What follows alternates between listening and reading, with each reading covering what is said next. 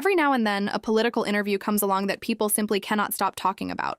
And trust me, this one, it is unforgettable. In all my years watching political debates, media clashes, and ideological showdowns, I've seen politicians stumble, commentators struggle, and public figures completely lose the room. But what you're about to watch is something very different. Because it's not just someone losing an argument. It's someone slowly unraveling in real time during a live interview. Before we dive into the full story, comment where you're watching from, and don't forget to like and subscribe so you don't miss the next one. Now, to be completely fair and transparent, this interview is from a few years ago. But sometimes older political moments deserve another look, especially when they reveal something bigger about media personalities and how they react under pressure.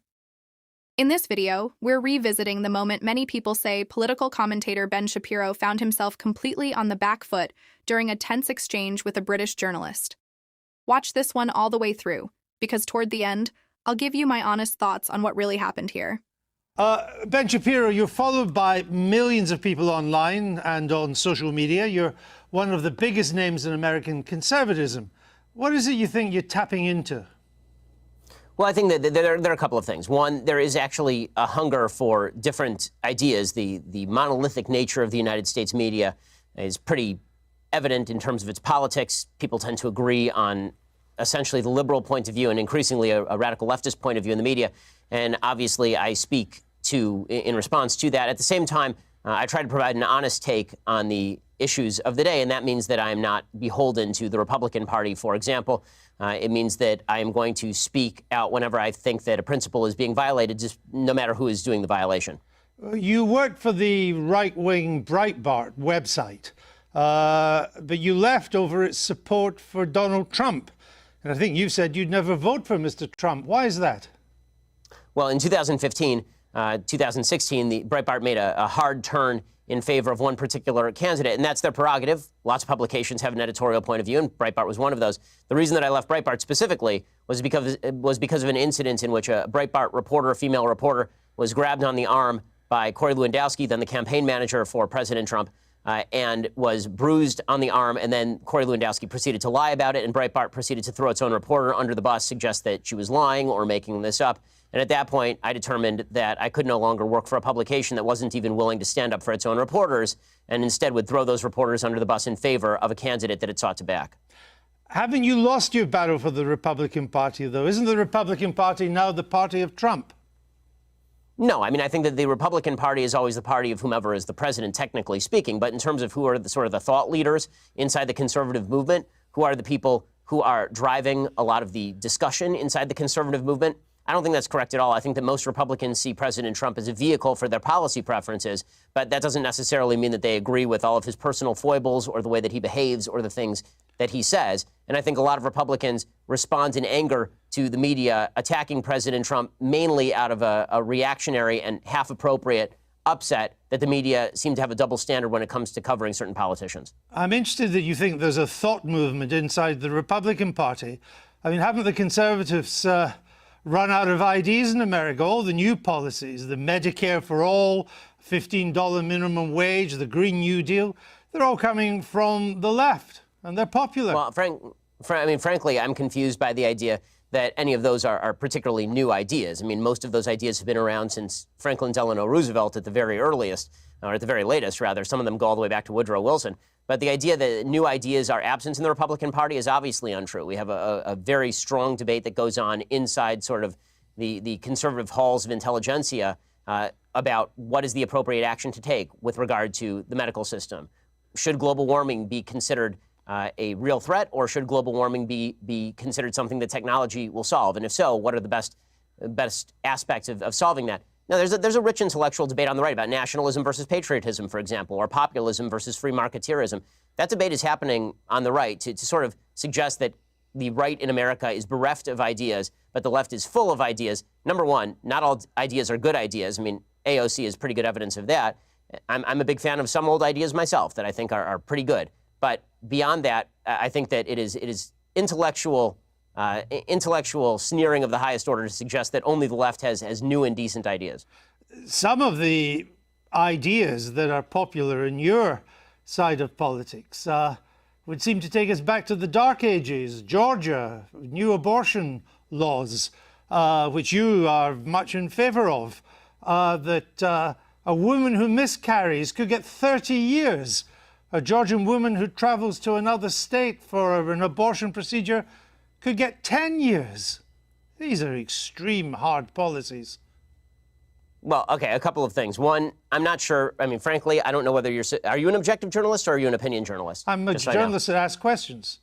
Okay, so you're a supposedly objective journalist calling policies with which you disagree barbaric and suggesting only one side of the political aisle has ideas. So I just want to point out that I wish you would at least be honest in your own biases. Mr. Shapiro, I know that broadcasting in America is now so polarized that on one program you only have the left, and another one you just have the right. My job is to question those who have strong views and put an alternative to them. If you were an anti-abortion person, I would be putting pro-abortion questions to you. But you are really would you call the pro-choice position? So why don't you just answer my question, sir? I'm happy to answer your question. Please answer this one. Would you suggest that a late-term abortion is brutal? I'm not taking a view on this issue. I'm asking you the questions. Sir, you just suggested that the pro-life position is inherently brutal and terrible, so I'm asking you, as an objective journalist, would you ask the same question to a pro-choice advocate by calling their position brutal and horrible? What I'm asking you is that why is it that a bill banning abortions after a woman has been pregnant for 6 weeks is not a return to the Dark Ages? What's your answer? My answer is something called science. Human life exists at conception. It ought to be protected. Now, back to my question to you. You purport to be an objective journalist. BBC purports to be an objective down-the-middle network. It obviously is not. It never has been. And you, as a journalist, are proceeding to call one side of the political aisle ignorant, barbaric, and sending us back to the Dark Ages. Why don't you just say that you're on the left? Is this so hard for you? Why can't you just be honest? Seriously, it's a serious question. Mr. Shapiro, if you only knew how ridiculous that statement is, you wouldn't have said it. So let's move on. Would you vote for Mr. Trump? I think it's pretty evident from your own questions exactly what you are, sir. Would you vote for Mr. Trump in 2020? I'd certainly consider voting for Mr. Trump in 2020, just like I'd consider voting for anybody else in 2020. But didn't you once say that you'd never vote for him?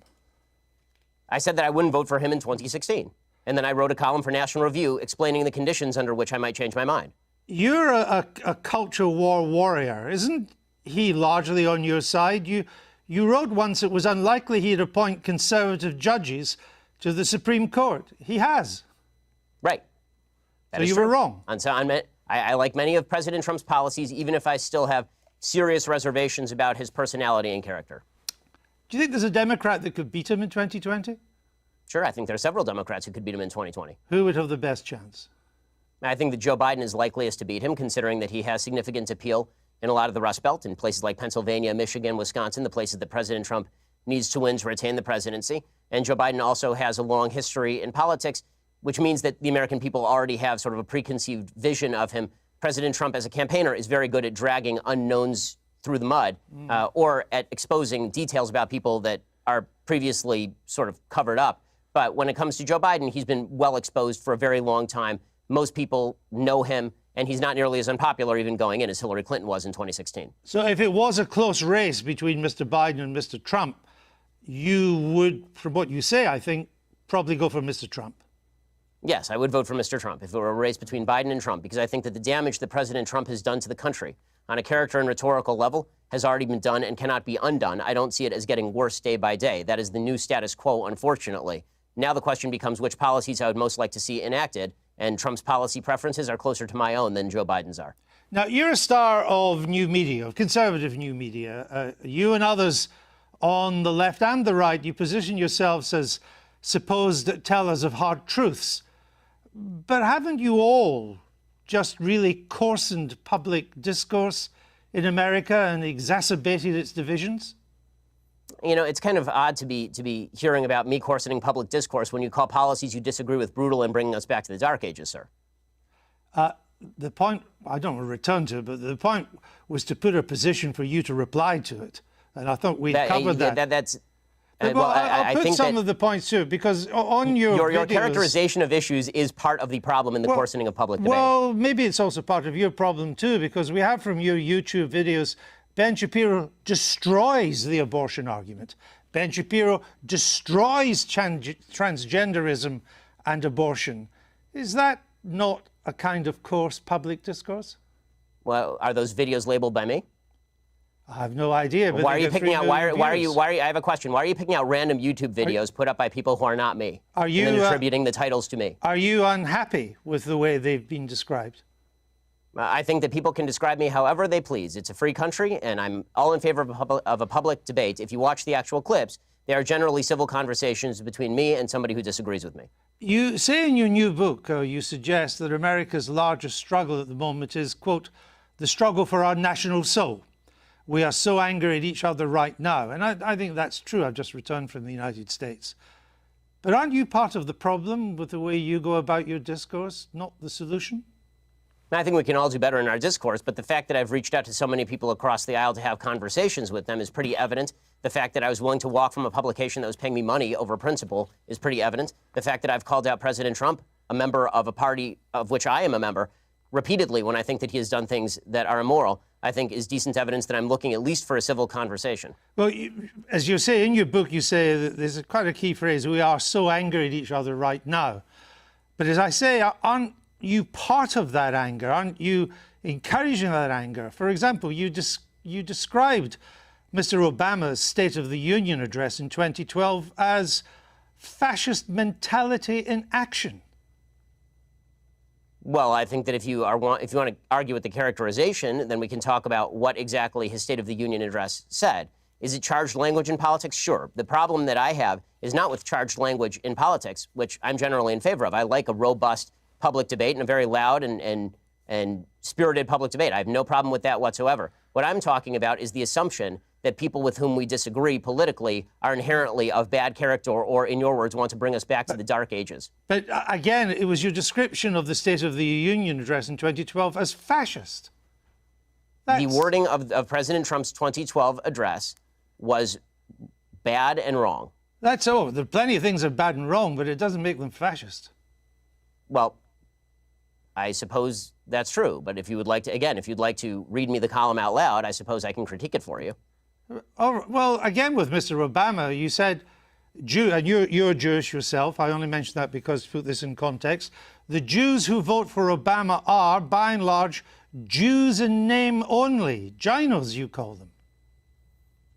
My statement was based on the fact that Jews in the United States, as an ethnic group, are largely irreligious, which is true by every single poll. Jews are the most irreligious group in the United States. As an Orthodox Jew who actually takes Judaism seriously, the point that I am making is that most Jews who are ethnically Jewish are not religiously Jewish in any context. No. The point you were making is that Jews who vote for Obama are Jews in name only. I said that, yes, that is correct, that Jews who voted for Barack Obama, a progenitor of the Iran deal, a person who was cracking down on religious liberty, a person who spent much of his career as president of the United States attempting to deprive Israel of the necessities to defend itself, that people, Jews who voted for President Obama, by and large, cared about Judaism far less than they did about other priorities. Did you say they should turn their badge in as a Jew? Yes, I believe that if you are somebody who takes Judaism seriously, that comes along with ideological commitment. I mean, I guess. Also, I hope you're having fun, by the way, going through every old tweet that I've ever sent to try and do gotcha questions. But if you'd like to have a discussion about my general philosophy or things I've done in, say, I don't know, that was 2012, so it's now 2019. If you'd like to discuss something I've done in, say, like the past 5 years, why don't we do that? How about that? Because your book is a criticism of how angry America is and how America has to do better. And I'm simply I have an entire list on my website, sir. On my list, I have an entire website of dumb, bad things that I've said. I'm simply trying to point out some of the things you've said that seem to me to help to stoke that anger. For example, you said Israelis like to build, Arabs like to bomb crap and live in open sewage. Well, as I say in an article entitled, "Here's a list of all the giant, bad, dumb things I've ever said." Was that dumb? What? Yes, that's a dumb tweet. And not only, but it is also important to mention that the next few tweets clarify that that tweet is specifically referring to the Hamas leadership, which, by the way, a BBC I've seen is relatively reticent to condemn. No, actually, it wasn't. What you went on to do and say, you are correct about the slur on Arabs. It's not all Arabs that want to live in open sewage and blow things up. It's just Palestinians. You went on to say. It says the ones who take sides against Israel in the Israel-Palestinian population is rotten to the core, you went on to say. Not Hamas, the Palestinian Arab population. I say that by poll numbers, they elected Hamas. They elected Hamas. They educate their children in school that Israel should be obliterated, sir. I guess if you want to read, honestly, this is a giant waste of time in the sense that the entire interview is designed for you to shout slogans or old things that I've said at me. I don't see how this forwards the debate. You talk about undermining the public discourse. It seems to me that simply going through and finding lone things that sound bad out of context and then hitting people with them is a way for you to make a quick buck on BBC off the fact that I'm popular and no one has ever heard of you. There are not many bucks to be made on the BBC, unlike American broadcasting, Mr. Shapiro. The point I'm trying to make is that your words are hardly designed to produce the consensus and understanding that the book seems to want to produce.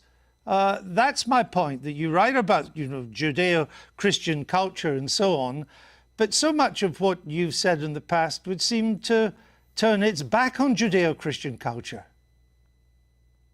You're lecturing me on Judeo-Christian culture after you call the pro-life position barbaric? I just asked you a question. And I asked you a question. You failed to answer a single one of mine. Frankly, I find this whole thing a waste of time. If you want to read the book and critique the book, why don't you read and critique the book? If you want to critique me, you can think whatever you want of me. Why don't you frankly, just try and I don't answer care. the I don't questions? frankly give a damn what you think of me since I've never heard of you. And I've never heard of you until I briefed myself for this. But that's not the issue. You have a then new why the hell book are you out, interviewing and me, sir? It's an interesting book. But my point is, your book claims that society... Well, it'd be nice if you would quote it from time to time. Your book is... Well, actually, I've done so several times, and I'm about to do so again, if you would let me just finish the question. Your book frankly, claims I don't think that society is turning its back on Judeo-Christian values. Yeah, what are those values? What are the values it's turning its back on? I'm not inclined to continue an interview with a person as badly motivated as you as an interviewer. So I think we're done here. I appreciate your time, sir. All right. Thank you so much. Thank you for your time and for showing that anger is not part of American political discourse. Now, Mr. Shapiro, we'll say goodbye. And there you have it, guys.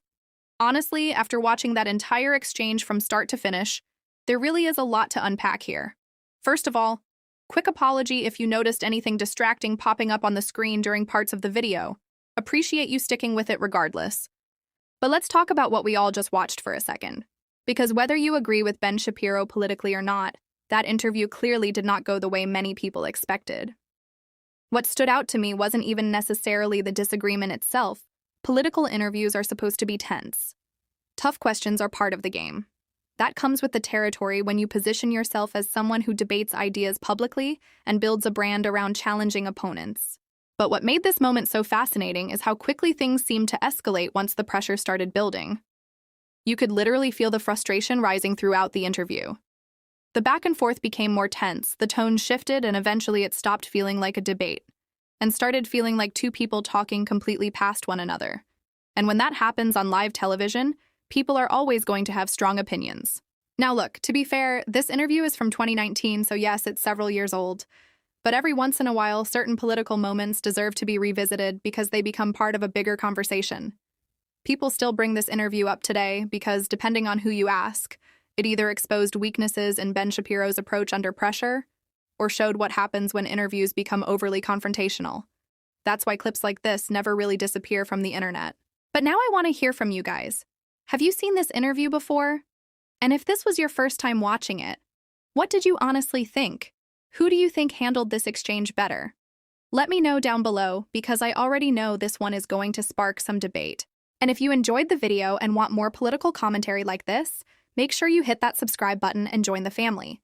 Drop a like to help push this video through the algorithm, turn on notifications so you never miss an upload, and I'll catch you guys in the next one.